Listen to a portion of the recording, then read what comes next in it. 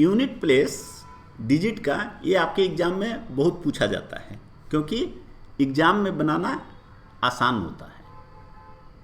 ये बनाने में, इसको बनाने में बहुत अधिक टाइम नहीं लगता है, लेकिन कॉन्सेप्ट इन्वॉल्व होता है, इसलिए एग्ज़ाम में ज़्यादा पूछे जाते हैं। आप हमेशा ध्यान रखिए, एग्ज़ाम में वैसे क्वेश्चन पूछे जाते हैं जिसमें कि समय कम लगे और कॉन्सेप्ट ज़्यादा हो। तो यूनिट प्लेस डिजिट में हम लोग यह देखते हैं कि कोई भी आपके बहुत सारे नंबर्स अगर दिए हुए हैं और उसका पावर बहुत बड़ा दिया रहेगा, मल्टीप्लिकेशन दिया रहेगा, ऐड रहेगा, सम रहेगा, सब्ट्रैक्शन रहेगा, तो उसमें आपको लॉजिक से पूरा प्रॉब्लम को सोल्व करना नहीं होता है। लॉजिक से आपको बताना होता है कि इसका यूनिट प्लेस में डिजिट क्या आएगा। प्लेस हम लोग जानते हैं, जैसे हम लोग देखे थे कि प्लेस वैल्यू होता है और फेस वैल्यू होता है। तो जैसे मान लीजिए कोई भी नंबर है 50129, तो यह यूनिट प्लेस है, यूनिट प्लेस का डिजिट है। यह 10, 100 इस तरह से होता है। तो हमेशा इसके बारे में आपको गेस पूछता है कि आप बताइए ये कौन सा नंबर होगा। तो आइए देखते हैं। कोई भी नंबर देखिए कितना हो बड़ा नंबर हो और उसका पावर कितना हो बड़ा हो, हमेशा ऐसे नंबर्स का जो यूनिट डिजिट होता है वो वही होता है जो अंतिम ईयर यहाँ का डिजिट ले लीजिए, जो नंबर है अंतिम, जैसे एक हमने लिखा है अंतिम डिजिट, और उसका केवल 2 पावर लीजिए। ये जो नंबर होगा इसका यूनिट का डिजिट और इसका यूनिट का डिजिट सेम होगा। जैसे मान लीजिए 509,876 और इसका पावर आपको दे दे 897,658, तो इसका यूनिट का डिजिट वही होगा जो 6 का पावर 58 का होगा। तो सिंप्लीफाई हो गया आपका प्रॉब्लम। अब उसको आगे कैसे सिंप्लीफाई करेंगे वो हम लोग देखेंगे। अब अगर कोई भी नंबर दिया हुआ है और उसका पावर में 4p है, 4p कहने का मतलब क्या है कि जो नंबर है पावर में वो 4 से मल्टीप्लाई हो जाता है। जैसे मान लीजिए 100 है तो 4 से मल्टीप्लाई हो जाएगा, 104 है तो भी 104 से मल्टीप्लाई होगा। तो इस तरह से इसको 4p, इसलिए 4p लिखा गया है। तो अगर x ऑड है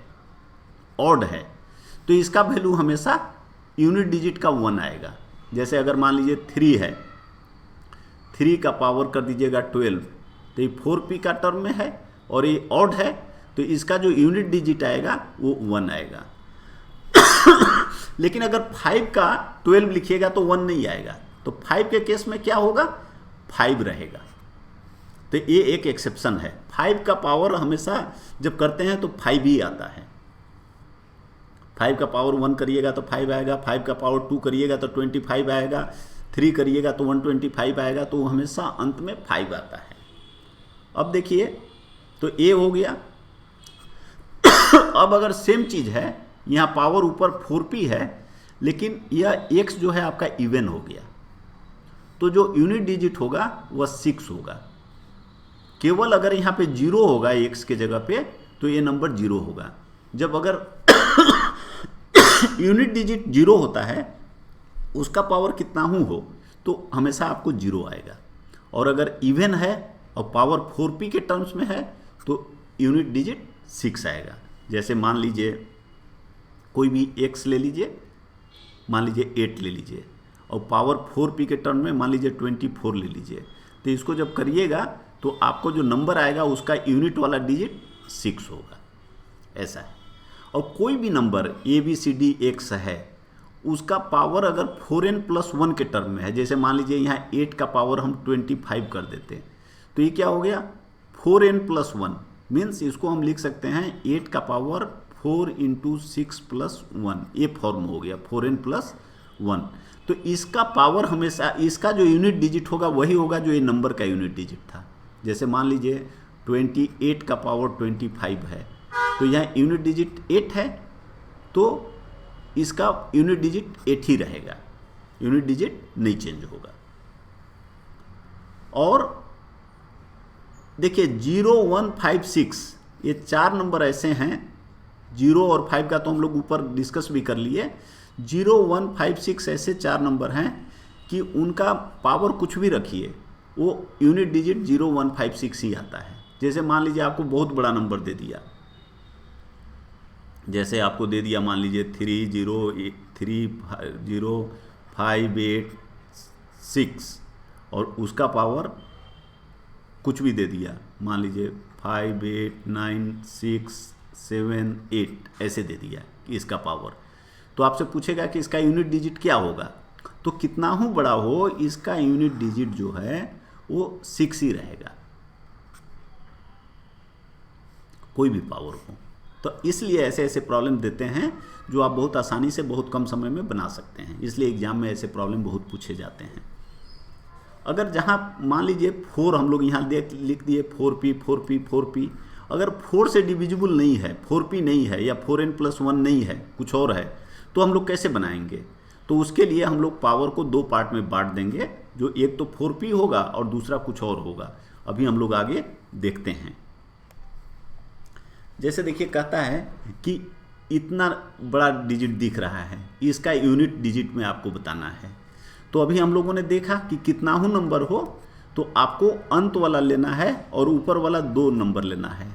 तो 9 का पावर 72 और 9 जो है यह ऑड नंबर है और 72 जो है ये 4p के टर्म्स में है, 4p, क्योंकि 4 × 18 है।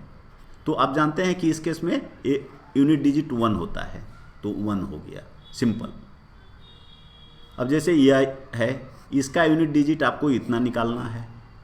अब अगेन देखिए इसमें 4 है और यह जो है आपको दो टर्म लेना, 2 नंबर लेना है, 2 डिजिट लेना है। तो 4 का पावर 52 हो गया।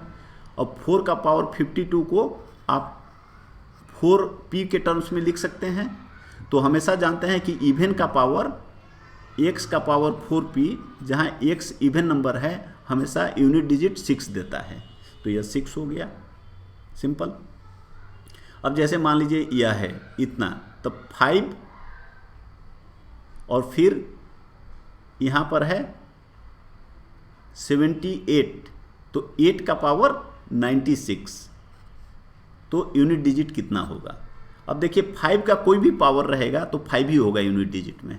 तो यूनिट डिजिट आप इसका लिख दिए, बीच में मल्टीप्लिकेशन है, अब इसका यूनिट डिजिट निकालना है। तो 8 का पावर ये 4p वाले टर्म्स में है, तो इसका यूनिट डिजिट आप जानते हैं कि इवन का पावर 4p रहता है तो 6 होता है। तो इसका 5 है और इसका 6 होगा, तो यूनिट वाले डिजिट्स को मल्टीप्लाई करिएगा तो 30 आ गया। तो 30 का यूनिट डिजिट में 0 है, तो ये आपका आंसर 0 हो गया। उसी तरह से देखिए इसका है, इसका है, ये सब हैं। अब यहाँ पे देखिएगा तो ये 4 का 38 हो गया, यहाँ 4 का 27 हो गया, 8 का 62 हो गया और 6 का 97 हो गया। अब ये जैसे अभी हमने बात किया था कि अगर वो नहीं है तो जैसे 38 है, 4 का पावर 38 है, 38 को अगर आप 4 से करिएगा तो 4 × 9 + 2 आएगा। 4 × 9 36 होता है, × 2, तो इसको हम लोग अलग अलग कर देंगे। ऐसे कर देंगे कि एक तो आपका स्टैंडर्ड फॉर्म में आ जाए और एक अलग हो जाए। तो 4 का ये 36 अलग लिख दिए और 4 का पावर 2 अलग लिख दिए। इससे देखिए 4 का पावर 2 आप जानते हैं 4 4 जा 16 होता है, मल्टीप्लाई करिएगा तो यूनिट डिजिट 6 हो जाएगा। और ये जानते हैं कि इवन का जब 4p के टर्म में होता है तो 6 होता है, तो इसका मतलब ये 6 हो गया। उसी तरह 4 का पावर 24 है, ये 4p के टर्म में है तो इसका यूनिट डिजिट 6 होगा।